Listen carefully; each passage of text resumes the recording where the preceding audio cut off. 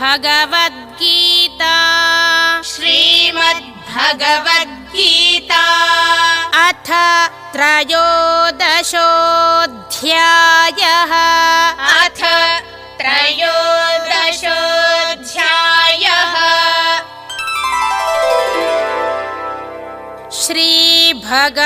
श्रीभगवानुवाच श्रीभगवानुवाच अविभक्तं च भूतेषु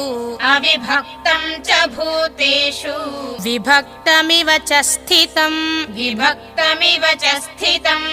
भूतभर्तृ च तज्ज्ञेयं भूतभर्तृ च तज्ज्ञेयं ग्रसिष्णुप्रभविष्णु च ग्रसिष्णुप्रभविष्णु च ॐ तत्सदिति ॐ तत्सदिति श्रीमद्भगवद्गीतासु श्रीमद्भगवद्गीतासु उपनिषत्सु ब्रह्मविद्यायां ब्रह्मविद्यायां योगशास्त्रे योगशास्त्रे श्रीकृष्णार्जुनसंवादे श्रीकृष्णार्जुनसंवादे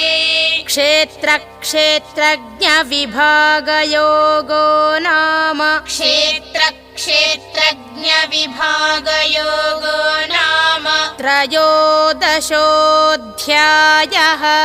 त्रयोदशोऽध्यायः